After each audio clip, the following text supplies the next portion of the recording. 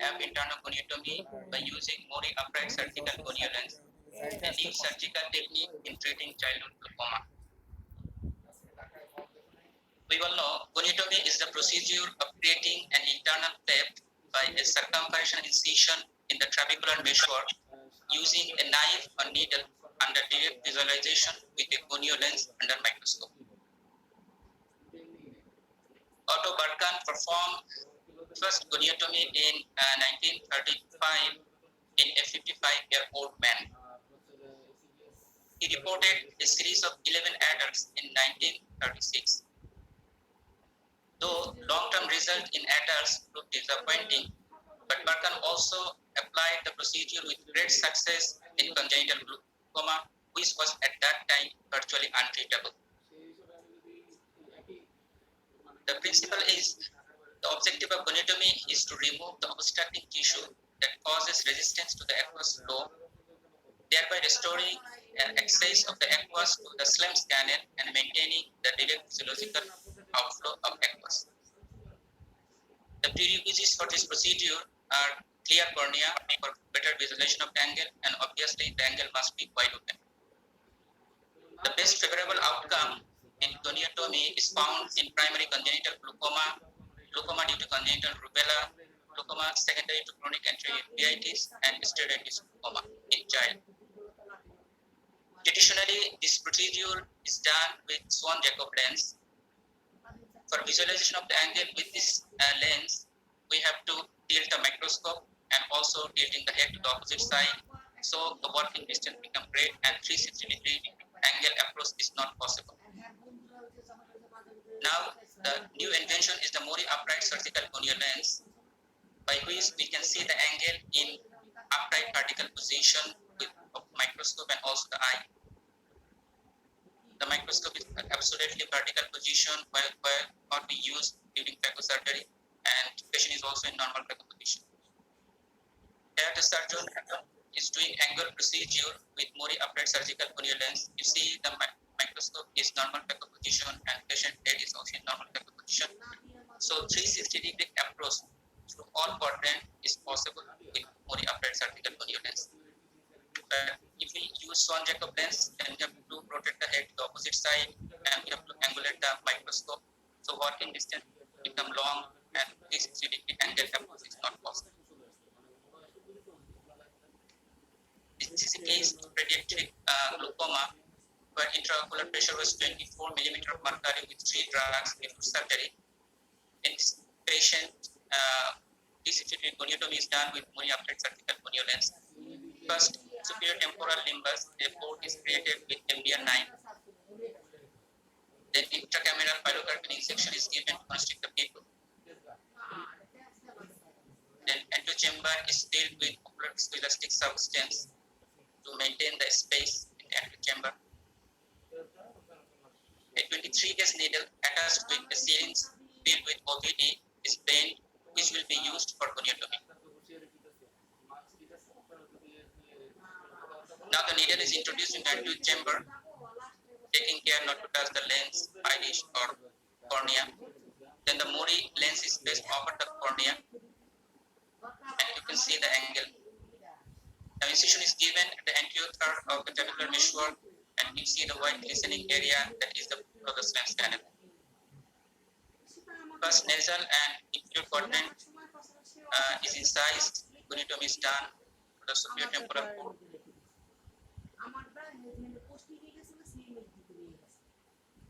The second port is created the superior nasal limbus. Propies, the temporal quadrant of the trabecular meshwork is incised. After giving the incision, the white glistening area appears, which is the floor of Schlemm's canal. And pulling back of the other lip to the right. Then another port is created the inferior margin, inferior limbus to complete the goniotomy in the superior quadrant. In this way, all 360-degree goniotomy is possible. Now the ocular viscoelastic substance which is introduced into the chamber and the floated blood that comes comes after successful goniotomy is washed out.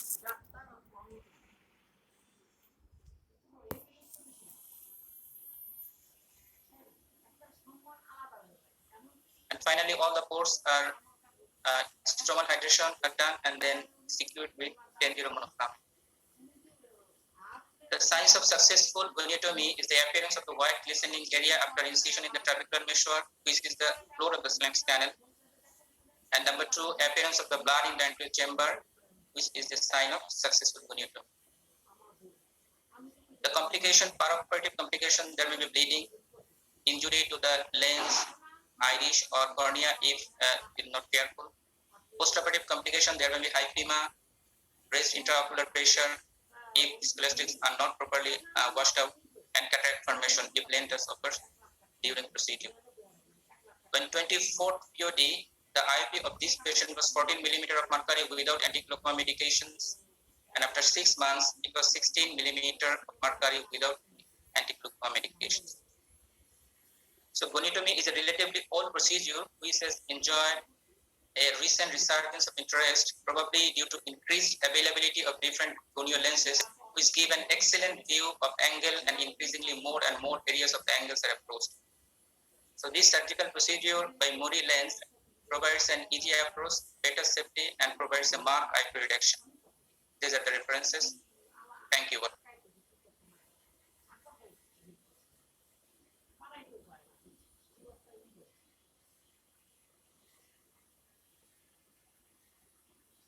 Hello?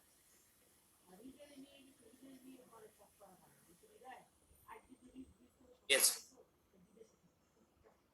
Please stop your share.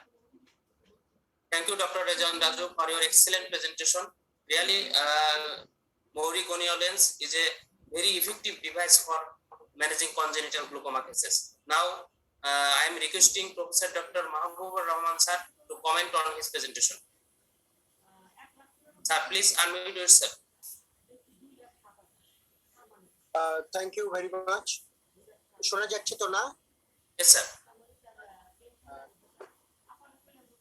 Respected panelist, speaker, moderator, and present colleague.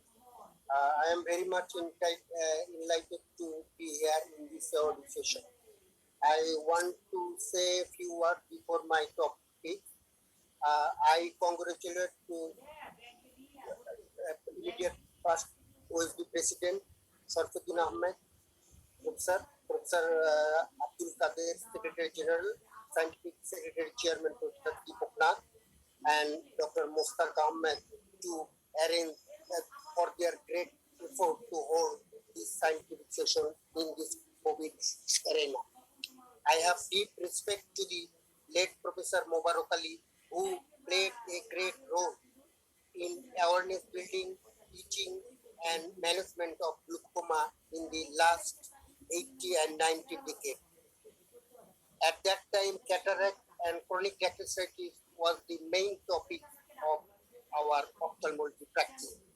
I congratulate Dr. S.M. Rejan Raju for his Mubarak Ali Memorial Award presentation, 360-degree ab interno goniotomy by using Mori upright surgical goniotomy, a new technique treating childhood glaucoma. Childhood glaucoma, congenital glaucoma, ophthalmos is a great challenge for the patient, parents, and ophthalmologists. The available treatment procedure, result, and prognosis is not satisfactory at all.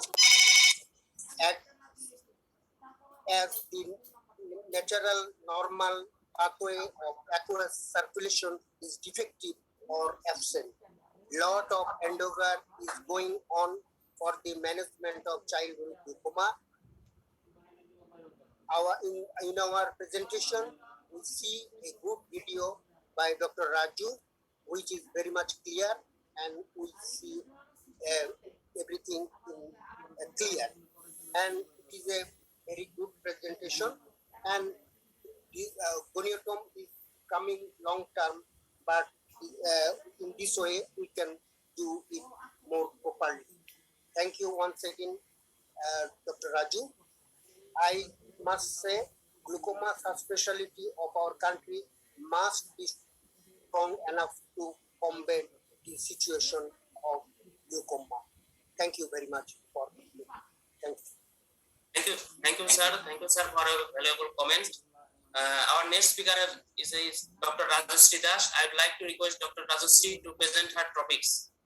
Dr. Rajashree, please unmute yourself and share your screen.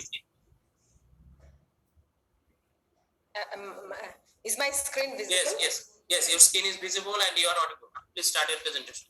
Okay. My respected panelists, all my favorite teachers, moderator, and dear audiences, very good morning and welcome you all to this award session of 48th Annual National Conference of Ophthalmological Society of Bangladesh. I am Dr. Rajashree Das, Assistant Professor Cornea, Bangabandhu Sheikh Mujib Medical University, is going to present my case on the management of advanced keratoconus. This is a photograph of a keratoconus patient showing Vox tria, central corneal thinning, wearing large diameter sclerocorneal contact lens. This is a story of a young boy of 16 years age. He came to our OPD with counting finger vision in the right eye. So on Pentacam evaluation, we found central corneal thickness of 375 and K value of 60 diopter. After doing Pentacam evaluation, we have done transepithelial corneal collagen cross-linking, sclerocorneal contact lens trial. After 6 months of collagen cross-linking, we have given the final contact lens prescription, after which he had the vision of 6/6 part. He was highly satisfied. This is the story of a young lady of 38 years old. When she came to us, she was wearing a small diameter RGP with which she was not satisfied. The stability of the vision was not good. Her thinnest local pachymetry was 345 and K value was 56. We did transepithelial corneal collagen cross-linking, contact lens trial. After 6 months of CXL, we have given the final contact lens prescription with which her vision improved to 6/9. She was also highly satisfied, better than before. So title of my study is Characteristics and Functional Visual Outcome of 100 patients with keratoconus attending to outpatient department of tertiary level hospitals. Keratoconus is a bilateral asymmetric chronic progressive ectatic disorder characterized by localized corneal thinning, steepening, and finally gross visual disturbances. Estimated prevalence is 1 to 375 per 1 lakh population with male predominance. Keratoconus negatively impacts the vision-related quality of life in younger age group population. We usually do the visual rehabilitation initially with spectacle correction. When spectacle cannot give good quality of the vision, patient can see 624, 636, but the quality of vision is not good. Patient is not satisfied. Then we go for contact lens trial. When vision does not improve to 624, 636 or more, corneal collagen cross-linking usually have been done where we found the progressive keratoconus. Relative to small diameter rigid gas permeable contact lenses, stability and quality of the vision and patient satisfaction are much better with large diameter sclerocorneal contact lens fit. Rationality of this study is to diagnose the disease earlier, stop progression where there is progressive keratoconus with corneal collagen cross-linking, and visual rehabilitation with large diameter sclerocorneal contact lens in advanced keratoconus with a protruded cone, so that we can avoid keratoplasty in some of our patients, as there is severe scarcity of cornea in Bangladesh. To evaluate the demographic profile, management, and functional visual outcome of patients with keratoconus, to compare the significant improvement of visual acuity and comfortability using large diameter sclerocorneal contact lens over small diameter RGP. This is a retrospective study for 1 year duration. We have collected the data on the age of the patient, gender, type of correction, visual symptoms, quality of the vision in respect to best corrected visual acuity. All patients having keratoconus undergo visual acuity testing, refraction, retinoscopy. When vision not improved with spectacle, we did sclerocorneal contact lens trial. Complications related to contact lens have been evaluated in all patients. Among all patients, who needed contact lens undergone sclerocorneal contact lens trial. Statistical analysis was done. P-value less than 0.05 was considered to be statistically significant. Mean age was 22.5 years. Male preponderance was there. Out of 100 patients, 70% patient was satisfied with spectacle correction. Rest of the 30% of the patient need contact lens trial. Out of them, we were able to give final contact lens prescription among 15 patients. 14 patients were using contact lens in one of the patients was using bilateral contact lens. Among the patient using sclerocorneal contact lens, quality of vision and visual stability was better and good contact lens tolerance. This is the percentage of the total keratoconus patient attending to our OPD. These are the showing the male predominance among the patients. Spectacle correction in 70%, 30% of the patient need contact lens trial. These are the complaints with the patients attending to our OPD. Monocular contact lens was used by 14 patients and binocular by 1 patient. In 60% of the patient, we found progressive keratoconus for which we did corneal collagen crosslinking. This is the type of the contact lens we used, where high oxygen permeability reduces the risk of corneal scar due to high corneal volt, excellent visual outcome, even in advanced keratoconus. All patients were having good vision from 6:9 to 6:12, greater visual stability, quality of the vision with higher patients' satisfaction. Many of the studies shows male preponderance, and most of the studies shows good quality of the vision with large diameter sclerocorneal contact lenses. Limitations is more larger multi-center long-term study needed to evaluate other complications related to contact lens. And we need some of the instrument to assess the quality of the vision, how patient can see, why the patient of advanced keratoconus are not satisfied with the spectacle, how the vision improved with sclerocorneal contact lenses. Take home message is early diagnosis of keratoconus, CXL in case of progressive keratoconus, management of advanced keratoconus with larger diameter sclerocorneal contact lens with appropriate referral to tertiary hospital where there are facilities for management of those patients, so that we can avoid keratoplasty in good percentage of the patients in our country among the younger age group population. These are my references. Thank you very much for patience hearing. Thank you, Dr. Rajashree Das, for excellent presentation. Really, this type of study will help us keratoconus cases. We can diagnose more effectively and we can manage those cases perfectly. Now, I am requesting our panelist, Professor Dr. MD Abdul Kader sir, to comment on her presentation. Professor MD Abdul Kader sir, please unmute yourself. Sir, please unmute. Sorry, can you hear me? Yes, sir. Thank you, Dr. Vipul Kumar. Thank you for your nice moderation, and I like to thank Dr. Rajashree Das for her nice and a very good presentation regarding scleral contact lens. Keratoconus is a emerging disease. Keratoconus is a emerging disease.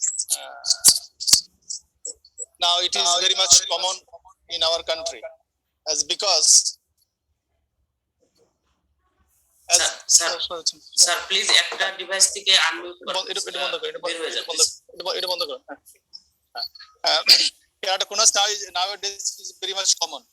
It is very much very good news for us. Collagen cross-linking as well as scleral contact lens introduced in Bangladesh recently. These two these two methods very much important to reduce the number of keratoplasty, as because in Bangladesh the cornea is very much less. So this is our very much important thing, collagen cross-linking as well as scleral contact lens. Scleral contact lens is a good alternative of keratoplasty, because in some cases there is very much less satisfaction of the patient to regain the vision in RGB contact lens. But in scleral contact lens, this patient get very good vision, even 6:12 to 6:9 vision in some cases. So it is very much important. It is very much important. Another thing is to practice in multi-center in Bangladesh, like Dhaka, Chittagong, Khulna, in such. So I like to congratulate Dr. Rajashree Das to initiate this scleral contactless in Bangladesh. I thanks everybody for nice presentation and nice to hear this conference. Thank you very much. Thank you, sir. Thank you, Professor Abdul Qadir sir. Our next speaker is Dr. Zakia Sultana. I am requesting Dr. Zakia Sultana, please share your screen and unmute yourself. Dr. Zakia, please আপনি একটা device থেকে log out করে নেন, আপনি দুইটা device log in আছে। Doctor Zakia,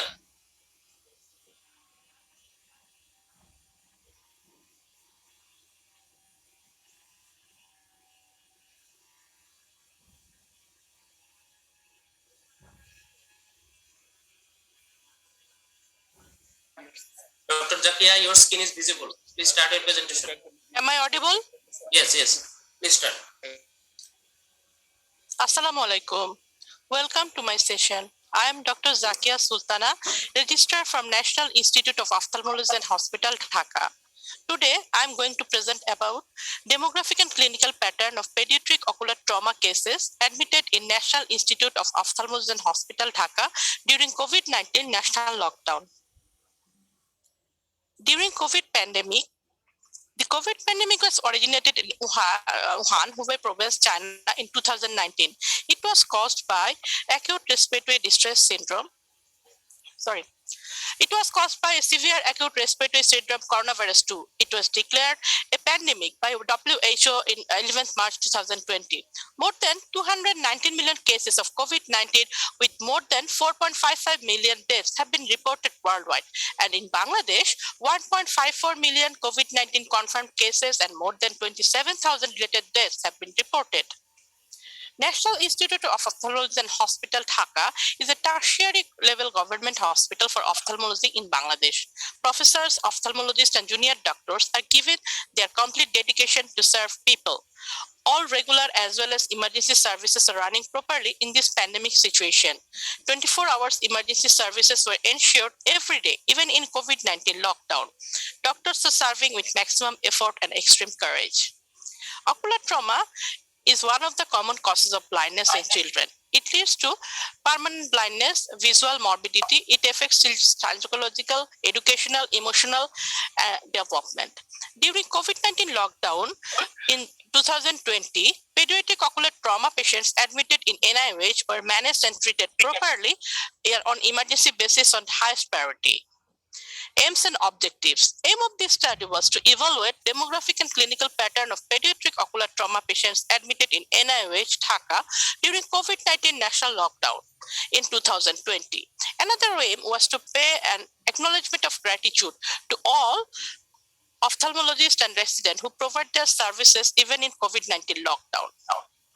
Materials and methods. It was an observational study. It was conducted in National Institute of Ophthalmology and Hospital, Dhaka during the COVID-19 national lockdown period from 25th March 2020 to 30th March 2020.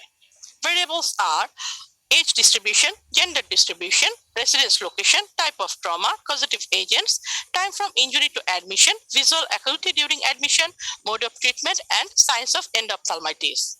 Study population. Patients of ocular trauma with below 18 years of age admitted in NIH were taken as study population irrespective of gender, residence during lockdown. Detailed history was taken. Clinical examinations performed properly and recorded. Proper ocular examinations were done first by torch, then by slit lamp. Visual acuity was measured by Snellen's chart. Intraocular pressure was measured by Goldman applanation tonometer. Ophthalmoscopy was performed. All the collected data were recorded properly and a proforma was prepared to record data on particulars of the patient. Results. A total number of 151 patients of ocular trauma were admitted during COVID-19 national lockdown. These are the pediatric ocular trauma patients. Among the pediatric ocular trauma patients, 70% patients were male and 30% patients were female. Regarding gender distribution, maximum patients were from 0 to 5 years of age group, they are 45%.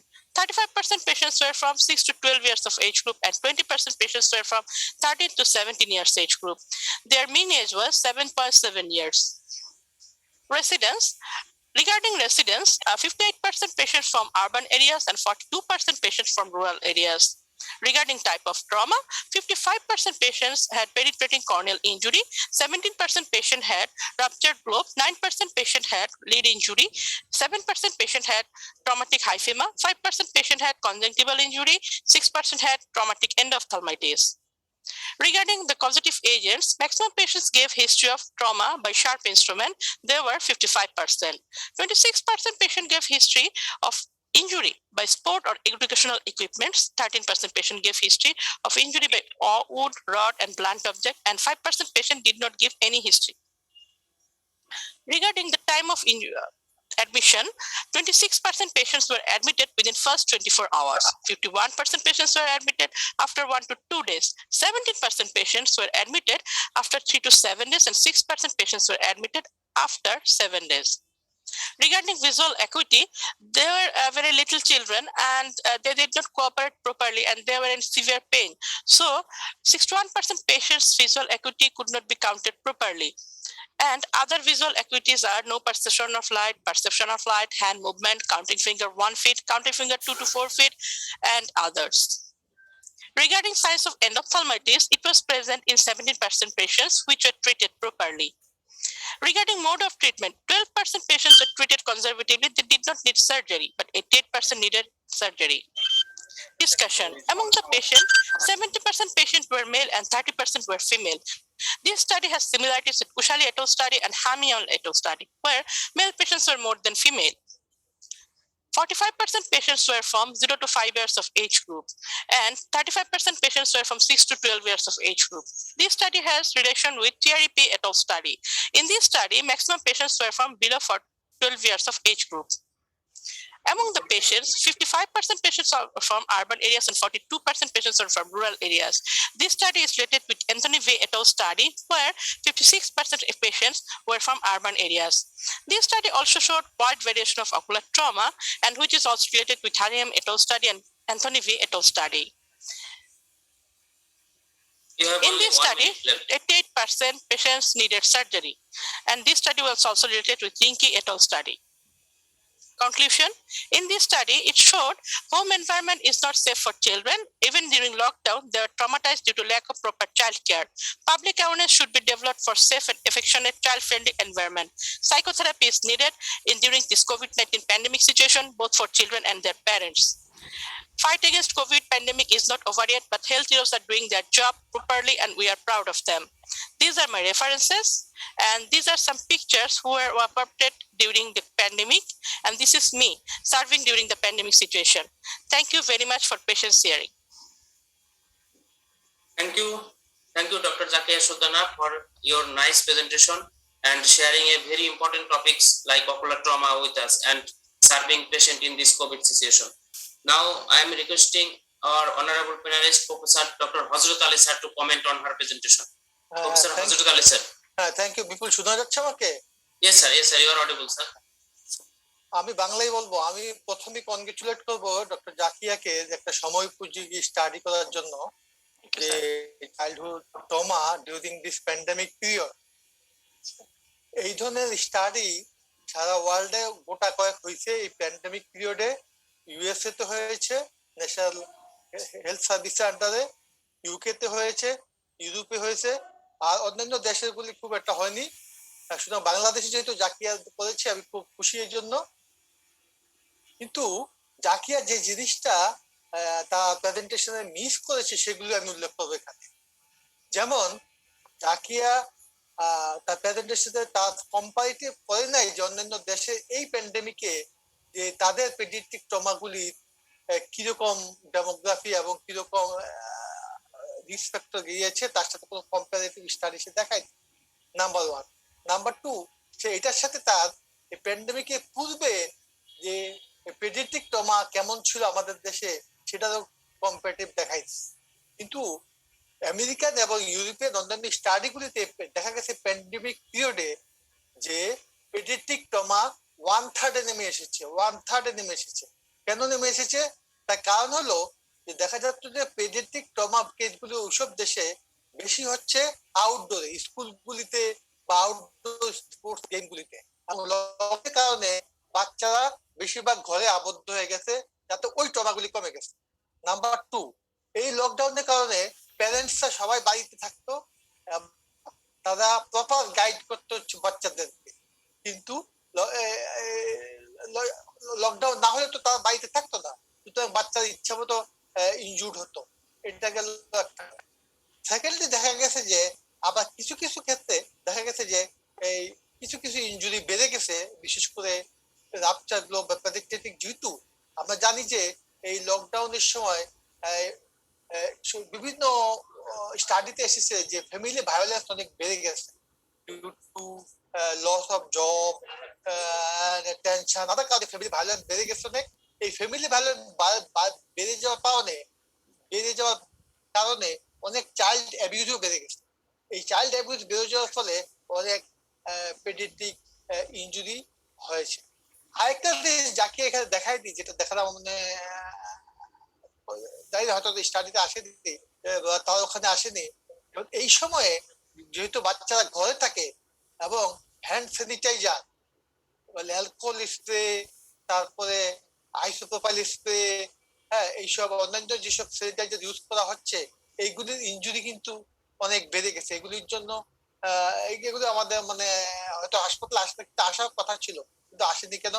আর তবু আমি বলবো overall এই প্যান্ডেমিকের সময় এবং লকডাউনের সময় যে যাকে যে স্টাডি করেছে, I congratulate her very much for this. Thank you very much. Thank you, Professor Dr. Hazrat Ali sir, for a valuable comment. I think your guidance will help us for doing further study in ocular trauma. Our next speaker is Dr. Soma Rani Roy. I am requesting Dr. Soma Rani Roy to present her topic. Dr. Soma Rani Roy, please share your screen. Yes, I'm sharing. Am I audible? Yes, you are audible and visible. Thank you. Respected panelists and awardee of the 48th Annual Conference, good morning. I am Dr. Soma Rani Roy, Head of the Orbit Oculoplasty and Oncology Department, presenting my paper, Outcome of Periocular Capillary Hemangioma Treated with Oral Propranolol on an Outpatient Basis. না অন্যদিন না, একসাথে করতে যাচ্ছি, একটা সময় না, দুপুর একটা সময়। এখন হচ্ছে যে আপনার এই Capillary hemangiomas are the most common tumors of the eyelid and orbit in infants. Appear at or shortly after the birth, with approximately 90% being clinically obvious by the age of 2 months. It affects 5 to 10% of all infants, more chances in low birth weight and premature babies. There is always female predominance, and no relation has been found with the race, ethnicity, or geographic location or hereditary pattern. Heike et al. Classified hemangioma into 3 categories like superficial, subcutaneous, and deep orbital. And it has a nice natural history and passes through the 3 stages: proliferative stage, which lasts about 1 year, resting stage, which lasts about 2 years or longer, and after that, involutional stage occur. Complete spontaneous regression of the tumor occurs in 30 to 60% cases by the age of 4 years and up to 76% cases by the age of 7 years, and continued until the end of the first decade. Though it has a natural history of regression, but there is some indication of treatment like very large and unsightly lesion, ulcerating hemangiomas, lesion that impair vision, and if they fail to resolve by the school age. There are various options of treatment like corticosteroid, oral and intralesional, interferon alpha, vincristine, cyclophosphamide, laser therapy, radiation, embolization, cryo, electrocardiography, surgical excision. But all these have the risk of serious side effects. Nowadays, there is promising drug, oral propranolol, having the impressive efficacy and good tolerance. In 2008, French physician Lepresi observed that propranolol improves capillary hemangioma when they gave the drug to 2 children to counteract cardiac side effect resulted from the corticosteroid treatment for the hemangioma. After initiation of propranolol, lesion was markedly regressed in both the cases. And this is the mechanism of propranolol. It has 3 effects: early effect, vasoconstriction, which causes immediate color change within the 2 weeks; intermediate effect, prevent the angiogenesis, so there is stoppage of size increasement; and there is long-term effect, which induces apoptosis and causes the regression of the tumor. And we studied 30 patients prospectively from the 1st June of 2015 to 31st May 2017 at Chittagong Art Infirmary. Inclusion criteria was any threat to vision or disfigurement. Exclusion was age below 3 months and multiple lesions along with a periocular one. In all cases, quadriplegic refraction were done. The dose was initial 1 milligram per kg body weight, then maintenance was 2 milligram per kg body weight, and tapered was 1 milligram per kg body weight. Treatment continued up to 1 year of the age or no further changes in color or size of the lesion into successive follow-up. Pre-treatment evaluation was done by the pediatrician. We did some baseline laboratory studies like complete blood count and blood sugar, and all parents were educated about the side effects of propranolol, and we taught them how to prevent it. The result shows the mean age was 6.36 plus minus 3.36 months, and age was 3 to 24 months, and most presenting age was 6 months. There was female predominance about 70%. Most of the lesions are located at the upper lid, and treatment period varied from the 4 months to 11 months, and maximum responded within the 5 months. And this is the picture showing the result of resolution of, after treatment. The complete resolution was seen in 33.3% cases, followed by the 90% and 80% resolution in 16.7% and 20% cases. The pre-treatment lesion size was 1.60 plus minus 0.86 centimeters square, and post-treatment was 0.30 plus minus 0.40 centimeters square. P-value was less than 0.0005, which is highly significant. And this is some pictures of resolution. This is complete resolution. This baby presented to us at 3 months of age, and at 9 months she showed the complete resolution of the lesion. This baby presented to us with a huge lesion in the upper lid, and after 5 months of treatment, there is 90% resolution. And this baby presented at later age, and there is 50% reduction of the lesion, but astigmatism is markedly reduced after 6 months of treatment. Our study showed similar result with the other studies in presenting age, female predominance, and lead involvement. Most children responded completely or near completely within 5 months of the treatment. Though propranolol has different adverse effect, none of our patients showed any of the serious adverse effect or any other rebound growth. Heather et al. Graded the success as excellent when the reduction is more than 50%, good when the size is less than 50%, and fair, no further growth, poor as the continued growth or intolerable adverse effect. Our 29 patients out of 30 showed excellent result, and the rest one showed the good result. So in conclusion, we can say oral propranolol is a safe and effective first-line therapy for capillary hemangioma in children. And in our experience, it is also cost-effective as the cost of the medicine is less and patients are treated in an outpatient basis. Thank you all on patient sharing. Stop sharing. Thank you, Dr. Somarani Roy, for her excellent presentation. Really, propranolol is very effective in managing capillary hemangioma cases. Now, I am requesting our honorable teacher, mentor, Professor Dr. M.D. Sharfuddin Ahmed sir to comment on her presentation. Sir, please. Thank you, Dr. Bipul Kumar Sarkar. Here I am just in front of our renowned ophthalmologist, Professor Abha Hussain, Professor Muqtadir, Professor Hazrat Ali, Dr. Mahbub Rahman, and others. I thank Dr. Somarani Rai, who has presented very nicely about the periocular hemangioma treated by oral propranolol. You have already learned that it is the excellent pharmacological agent, oral propranolol, which is being used for the treatment of ocular hemangioma, periocular hemangioma, and the success rate is very encouraging. You all know that in periocular hemangioma, we can use other drugs like systemic steroid, bleomycin, interferon, vincristine, cyclophosphamide, and oral propranolol.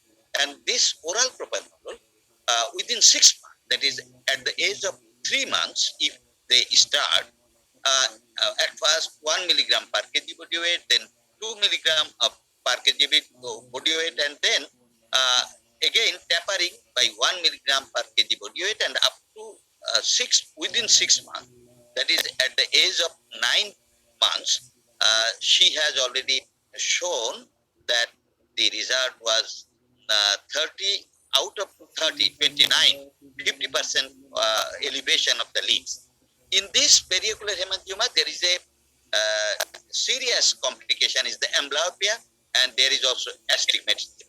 So immediate, this type of patient should come to the ophthalmologist. If any type of hemangioma is there in, we all know that in upper lid, maximum ocular hemangioma, and in the lower lid is less. But even though, as there is the ocular hemangioma, there will be the mechanical ptosis, and there will be amblyopia.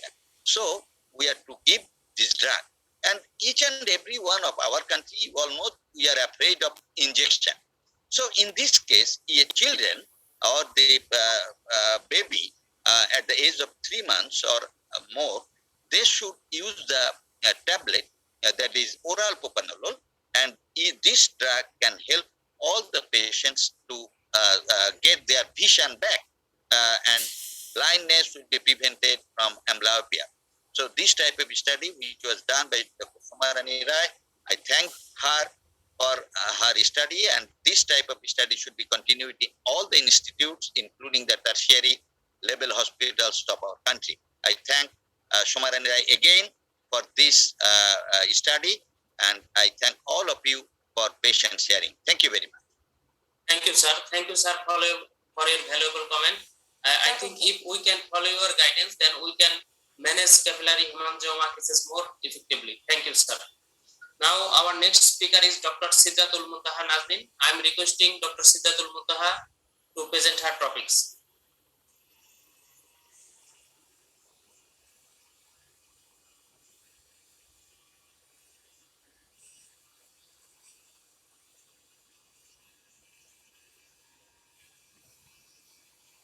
Am I audible? Yes, you are audible and your skin is visible. Please start. Thank you. Assalamu alaikum. Good morning. I'm Dr. Sidratul Muntaha Nazneen, Assistant Professor and Consultant, Isfahan Islamia Eye Institute and Hospital. I'm going to present my award-winning paper. I'm starting.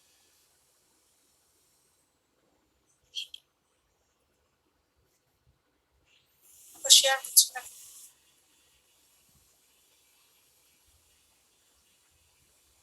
It is the human right to enjoy the surrounding beautiful world, like the blue sky, colorful flowers, greenery of the nature, even the face of the near and the dear one. But the lack of the concentration of the one moment can lead to any accident and capture the right of the vision of the child. Yes, I'm telling about the child and their vision. The pediatric ocular trauma is of paramount importance. It can lead to the visual morbidity, even blindness. As a result, the child will suffer in the lifelong for the future of our nation. So we need to keep extra concentration on the pediatric trauma. Considering upon it, I make my current study. The title of my study is Update of the Pediatric Ocular Trauma in a Tertiary Eye Care Center of Bangladesh. The purpose to study the demography, mechanism, cause, and visual outcome of the pediatric ocular trauma in the children below 16 years of the age. Introduction. The pediatric ocular trauma is an important public health issue which may lead to the acquired blindness and visual morbidity, accounting up to the 1/3 of all ocular trauma. The consequences of the childhood ocular injury are harmful, as it may lead to the permanent blindness and even visually handicapped. It has the long-term implication for those affected and also the significant economic consequence for the parent, the family, and the healthcare provider.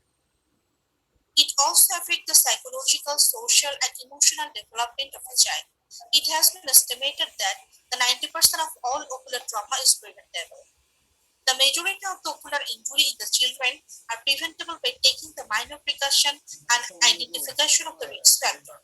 Broadly, it can be classified into the two groups, the closed and the open group injury, and further divided into contusion, laminar laceration, laceration rupture, penetrating, perforating, and intraocular foreign body. Materials and the method. It was a prospective cohort study which was conducted in the pediatric department of Isfahan Islamia Eye Institute and Hospital since January 2019 to December 2019. Total 360 patients were included in the study.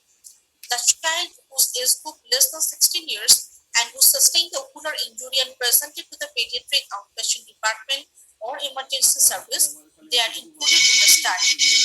The the materials and the method. The definition and the classification of ocular trauma in the current study were modified from the ocular trauma classification group guideline and Birmingham Eye Trauma terminology. Each file was studied to find out the basic demographic data in terms of gender, age, residential area, affected eye, type, mechanism of the injury, cause, place, adult supervision, presenting and the final visual acuity, management and complication. All the patients were followed up to 6 months. Here the Birmingham Eye Trauma terminology, which including the type of the ocular injury along with the grade with the visual acuity. The presenting and the final visual acuity were recorded along with the details of anterior and posterior segment evaluation, intraocular tension, measurement, gonioscopy for closed globe injury, orbital imaging for suspected retained intraocular foreign body, and the patients requiring surgical intervention were operated upon with the repair of perforation, removal of the cataract snails, and the removal of the foreign body with vitrectomy. The ocular trauma score and the classification of the injury. The OTS score ranges from the 1 to 5.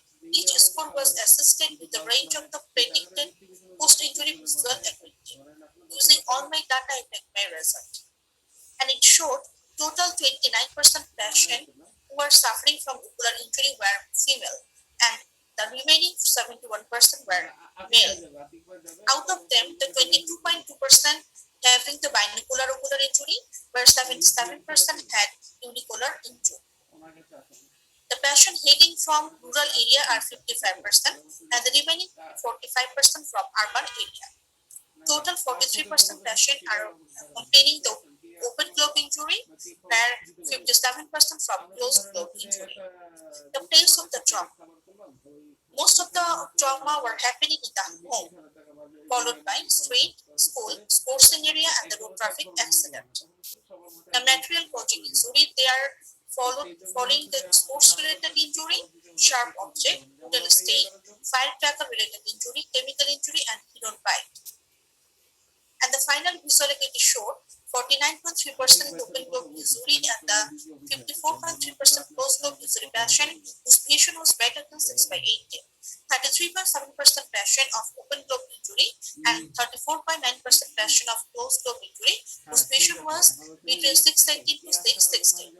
And the remaining 18.8% patient in the open globe injury and 8.7% closed globe injury patient vision less than 6/16. No patient found in the group of the open globe injury whose vision was impaired, but 1.9% patient in the closed globe injury's vision was impaired.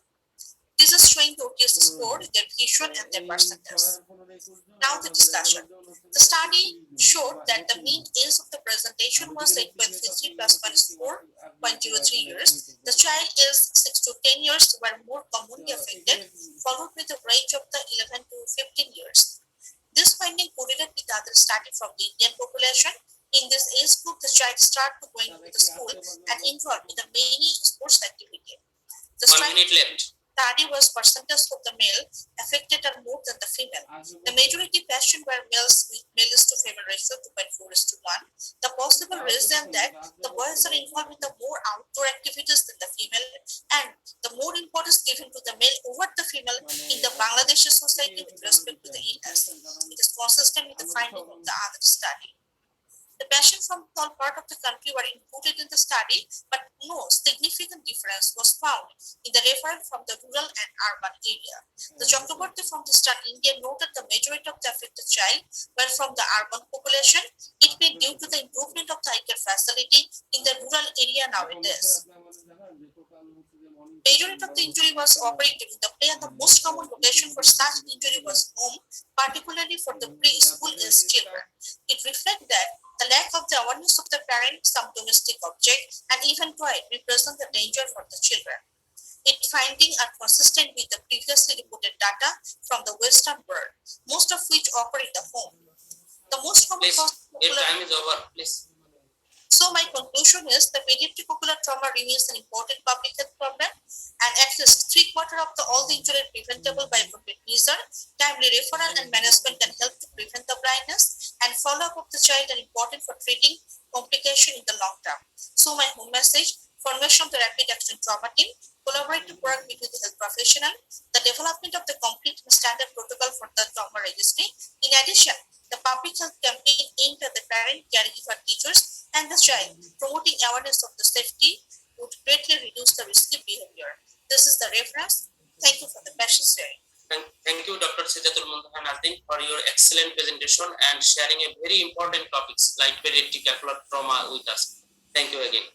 Now I am requesting our teacher, Professor Dr. Deepak Kumar Narsar, to comment on her presentation.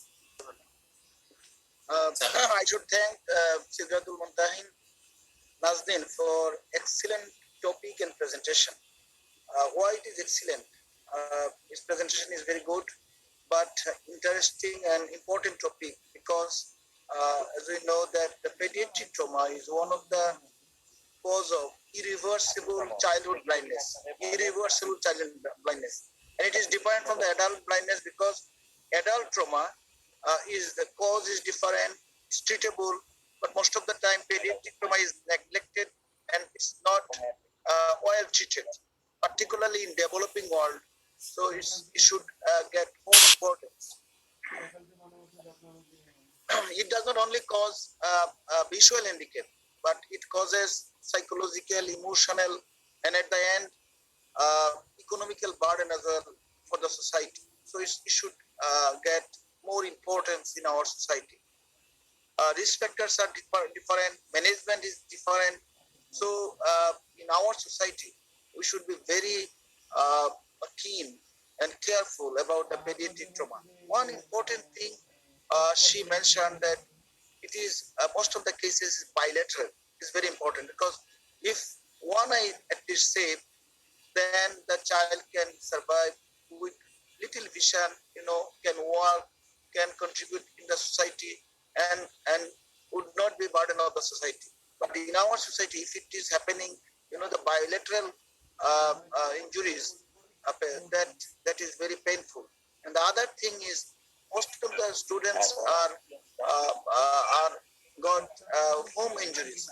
This is very important. So we should be it's a very good message to the society and the families as well, that everybody should take care of their child very carefully and thus they can prevent these injuries and help to prevent childhood blindness in our society. So I should thank Sidratul Muntahin again for her nice topic and presentation. Thank you very much. Thank you, sir. Thank you again for your valuable comment. I think it will help us for doing more study in pediatric ocular trauma.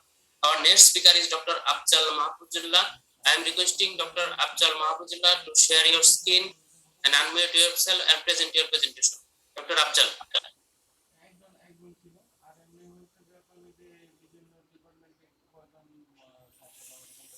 Yes, your skin is visible.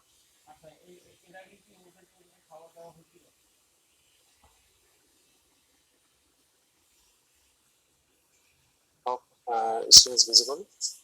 Yes, your skin is visible and you are audible. Please proceed. Assalamu alaikum, my honorable teacher and colleagues. Very good morning to all. I am Dr. Muhammad Afzal Mahfuzullah, Professor currently working in the Department of Ophthalmology, Bangabandhu Sheikh Mujib Medical University. Today I am going to present my topic in 48th National OSB Conference. My topic is assessment of coronavirus in conjunctival tears and situation in patients with SARS-CoV-2 infection in Bangladesh.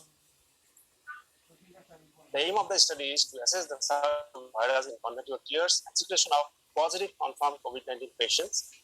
The ethical consideration, full ethical consideration were followed and comprehensive region informed consent was taken from all involved patients in this study.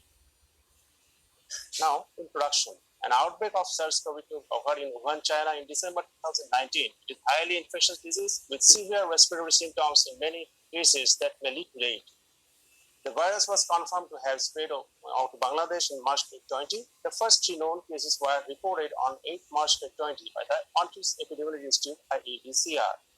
Then the pandemic has spread day by day over the whole nation and the number of affected people has been increasing. The World Health Organization considered it a pandemic and published guide for all countries for protection and treatment with changeable protocol according to the situation. Place of the study is Department of Ophthalmology, and Department of Virology, Bangabandhu Sheikh Mujib Medical University. The study period is from June 10 June 2020 to 20 June 2020. Case series study was that included 40 positive COVID-19 patients confirmed with nasopharyngeal pharyngeal swab in the period of 10 June to 20 June 2020. Materials and method, tears and congenital secretion of these confirmed positive cases were collected with disposable sampling swabs due to specific respiratory symptoms with fever. They were examined for the presence of SARS-CoV-2 by reverse polymerase chain reaction assay, that is RT-PCR, all of you know. The study population for 40 positive COVID-19 patients confirmed with nasopharyngeal swabs in the period of 10 to 20 June 2020 at Bangabandhu Sheikh Mujib Medical University. Congenital swabs were taken after a time interval of 3 days after admission due to respiratory symptoms to ensure the presence of higher viral load levels to be detected by RT-PCR. Congenital swabs were taken from samples of the inferior congenital sac and collected by virus specimen transport for molecular and culture technique, that is sigma FIR. Method of congenital swab collection. Personal protective equipment used for tear film swabs was the same as personal protective equipment which was used for handling kit reagents. PPE included gloves, eye protection, and lab coats.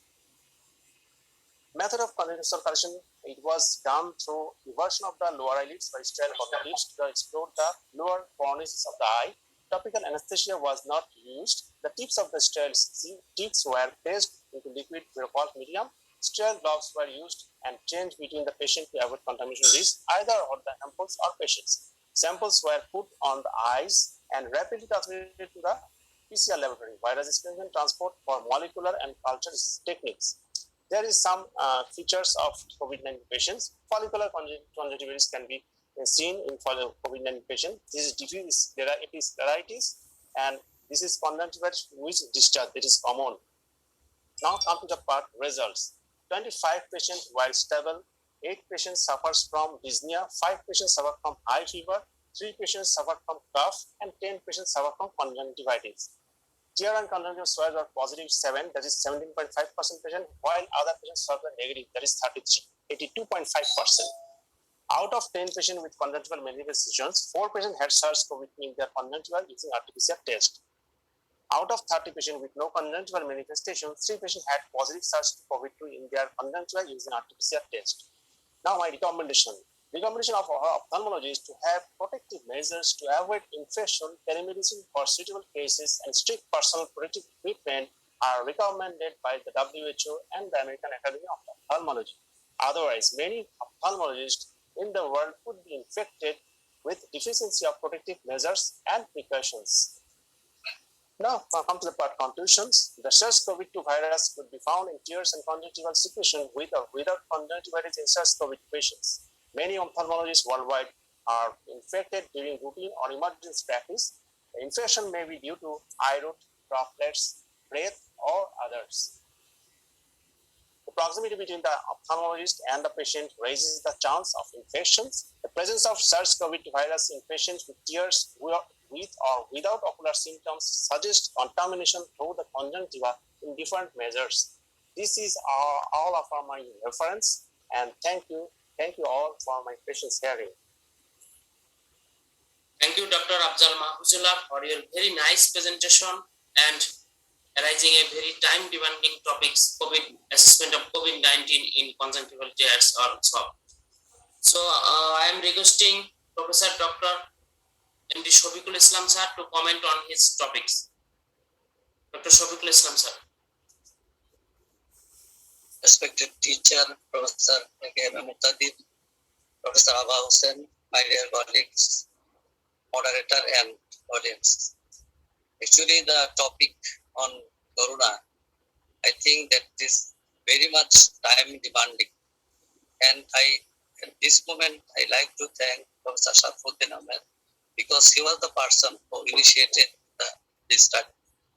And it was a timely study. And Professor Afzal has done it very meticulously. And in this study, we observed that actually the conjunctiva and as well as the tear are the valuable part of our eye. which may be contaminated. And not only that, the other parts of the eyes also may be contaminated. But it is easier for us to take sample from eye, and at the same time, we had a collaboration with, that is, virology department, and the patients which have been selected here, those were affected with that is SARS virus, and from those patients, 40 patients are selected, and among the selected patients, that is the 10 patients had conjunctival, that is manifestation, and among the conjunctival manifestation, there is 4 patient had the disease and others had not. But the remaining 30, those who have no presentation, we got, that is, Afzal got 3 patients from them, which is indicating that without any presentation within the eye, it is possible that SARS virus may be present in the conjunctival tear. And I think that it is the most demandable, that is, study for the time being. And not only that, it should the initiation, and we should go forward with this. And at the same time, it would be better to have a knowledge about the eyes, ocular eye, that is whether left or right eye, which is being affected more. And that will also be available for the study. And I thank again Dr. Afzal as well as Community Ophthalmology Chairman who initiated it for this very interesting study. Thank you all.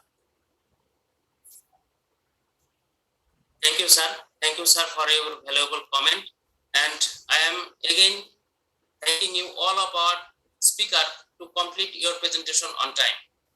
Now I am requesting our teacher, mentors of our mentors, Professor Abha Hossain Madam, to comment and summarize of today's session. Thank you, Paul. I think Professor Jalal has raised hand from very beginning. You should give at least 1 minute time to say something, as because there is enough time. Yes. Professor Jalal sir, please.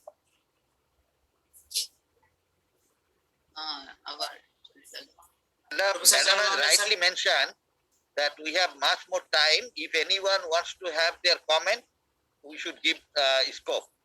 And okay. I think Professor Abha Hossain, after her comment, the other people who are interested to have comment, they can do it. Madam? Okay. Shafaddin, thank you so much. Thank you. I will not take much time. I will take only 2 minutes time. This time I will not talk much. And no, madam, we have time. Last time comment. No, madam, you can take 5 minutes. No problem, madam. We have time. 1 minute, I'll comment.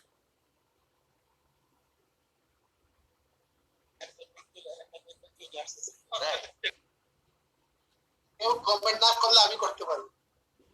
আচ্ছা, professor আবা বলো, comment করো। আবার professor তো control করবে সব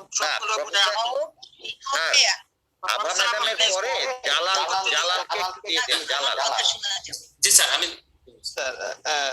sir আমরা যদি সময় থাকে আমরা একটা আর্লি শেষ করব, এর জন্য যাই এরপর আলী মেমোরিয়াল লেকচার, সেখানে আমার একটু প্রিপারেশন লাগবে। Thank you. প্রফেসর আবার শুরু করে দেন। ঠিক আছে, madam please madam. Thank you, Vipul. This is a amazing session, really awardee session, and I would like to thanks all the speaker, all the panelists, and the chairman of the scientific committee, Professor Deepak Kumar Nag and Mustaq, for arranging such a wonderful session. So the awardee deserve a very great congratulation from me, as because this is really a world-class session and every speaker has presented very nicely, and the panelist has already give their comments already so nicely and elaborately. So no need to give any comments on any presentation.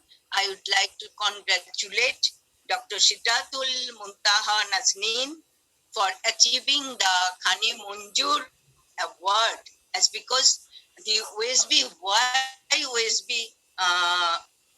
arranged this type of award according to the name of our renowned professor, our mentor, our teacher.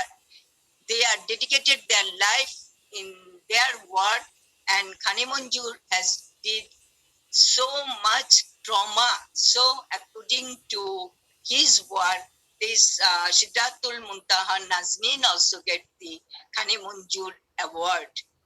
Dr. S.M. Rejaun Raju Mubarak Ali Memorial Award, as because Mubarak sir is always very much in favor and he talks so nicely about the prevention of glaucoma.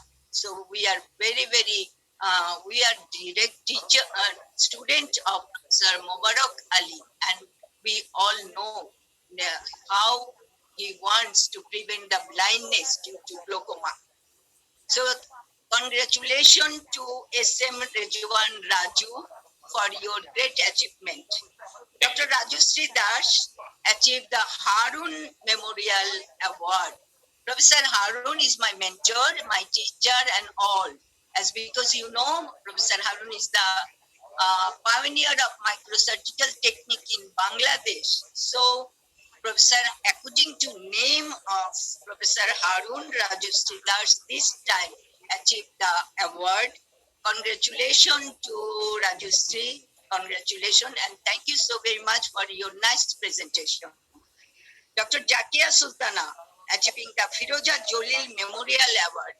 Professor Firoja, of course, she is a gynecologist obstetrician, but she has much contribution about our OSB Eye Hospital. He donated 10 lakhs taka during the year 1988 to 89. At that time, he donated 10 lakhs taka only for prevention of blindness. We are working so in favor of that he donated. And according to her name and Professor Jalil, our teacher, this award, Memorial Award, received by Dr. Jakia Sultana. So thank you and congratulations, Dr. Jakia, for your excellent presentation. Very nice. Thank you, ma'am. Thank you, ma'am. Dr. Shoma Rani Roy, Fazlul Haq Memorial Award. Professor Fazlul Haq is also very academic person and he worked all through his life in Chittagong and outside Dhaka, and in the later part, just before he died, he was in National Institute of Ophthalmology for some years. So he did lot of works. According to his name, Dr. Shoma Rani Roy also achieved this memorial award, and I am very, very proud of you all for achieving this award and for your presentation, which is very world-class presentation. Dr. Muhammad Afjal Mahfuzullah, M.A. Motin Gold Medal. That was the, all the young generation are thinking and run so that being the achievement of so many awards, Harun Award, Mubarak Ali Award, Firoja Jalil Award, but he or she should achieve the Motin Gold Medal Award. So every time I am seeing all the face, all are same face, but with a different award. So congratulations, Afjal, and congratulations to all the awardee, and thank you all the awardee for your very nice presentation. And I think don't stop here. You please go forward, and one day, that days are not very far, that you will be a world-class and very well-reported ophthalmologist. And we are proud of you. Bangladesh will be proud of you. And there are so many panelists, Professor A.K. M.A. Muqtadir, He's now the president, but Professor Sharfuddin, our vice chancellor, to whom we are very proud as because he is the first ophthalmologist being the vice chancellor, and he is celebrating his time, his tenure conference in this period. So now he is the president, and I would like to thank Professor Sharfuddin, Professor Hazrat Ali, Professor Shafiq, Professor Deepak, Professor Abdul Qadir, and all the speaker again for your excellent performance. Thank you all.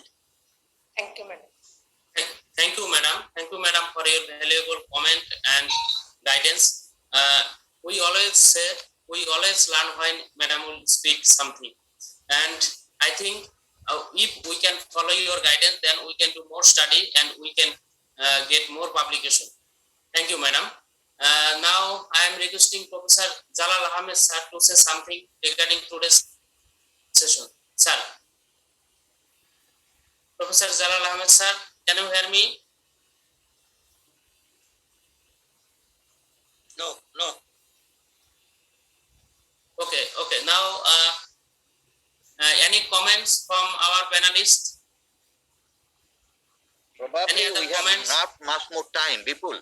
Okay. We have to be prepared for early memorial lecture. Let me say. Okay, now So, before conclusion, I think Professor A.K.M. Muqtadir can give his comment.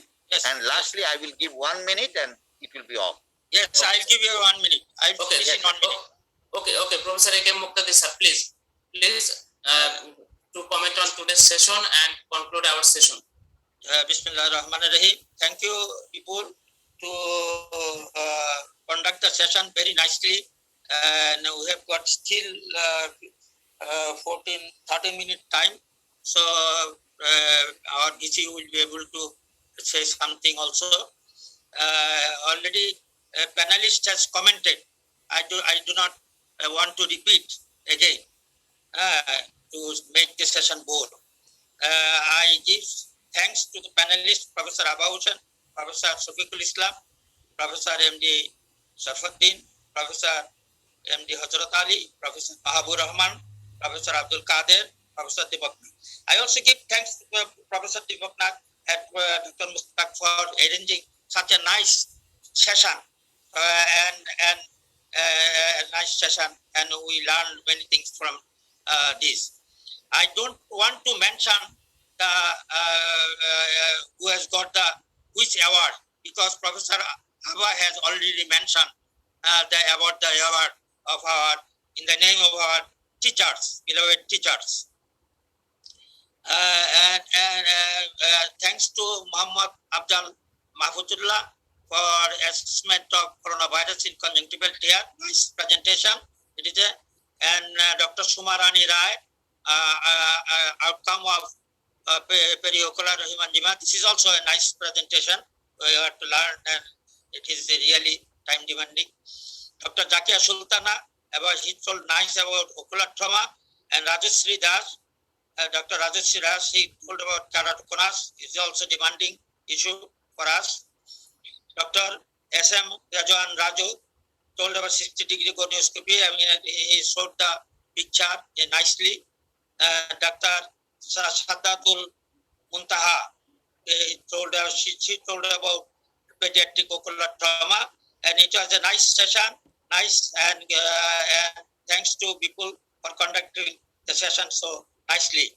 Thanks to everybody, to Almighty Allah. Thank you very much. Thank you, sir. Thank you, sir, for a valuable comment. Now I am again requesting Professor Dr. MD Sharfuddin Ahmed sir to say something.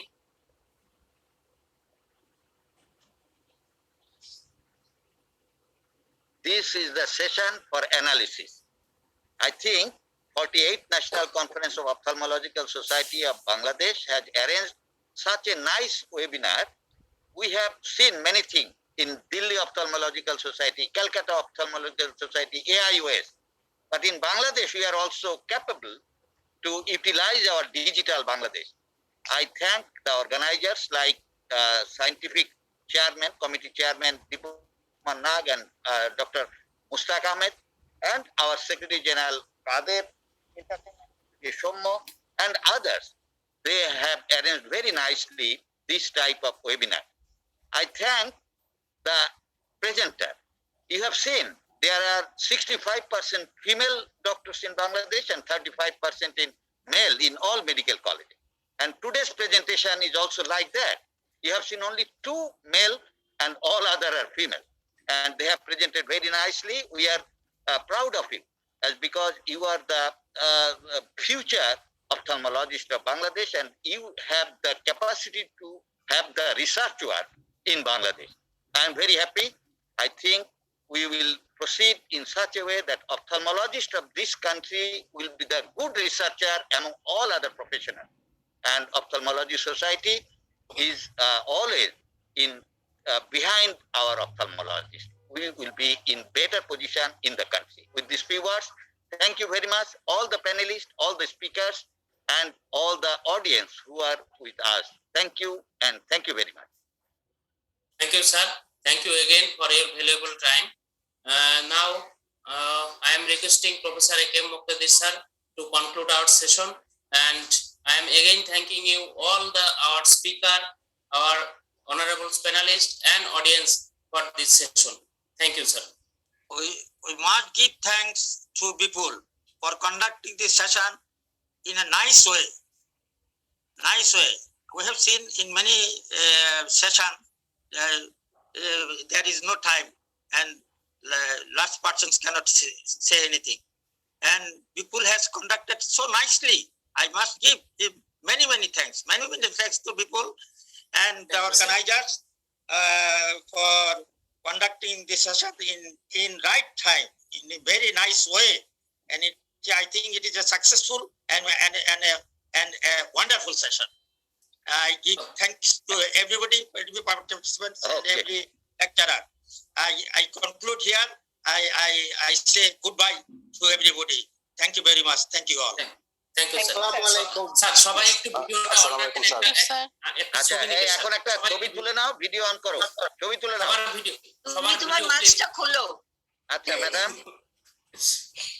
আচ্ছা madam বলছেন mask খুলতে আমি mask খুলে ফেললাম আমি স্ক্রিনশটটা নিয়ে নাও screenshot নিয়ে নাও আজকে ম্যাডামকে ভালো লাগতেছে ম্যাডামকে খুব ভালো লাগতেছে কেন জানি বুঝতেছি হ্যাঁ না madam becoming younger thank you আমি অ্যারিস্টোর আইটি পারসনকে কথা বলতে পারি না কিন্তু না বলতে হবে সরমতি স্যার বলছে ম্যাডামকে খুব কি মনে হচ্ছে ইয়াঙ্গার মনে হচ্ছে সিদ্ধাতুল মুনতাহা তোমার পিছনে ওনাকে সরাই বলো সিদ্ধাতুল মুনতাহা তোমার পিছনে জানে কে দাঁড়ায় আছে হ্যাঁ পিছনের ছেলেটারে সরো হ্যাঁ এই ছেলে সরে যাও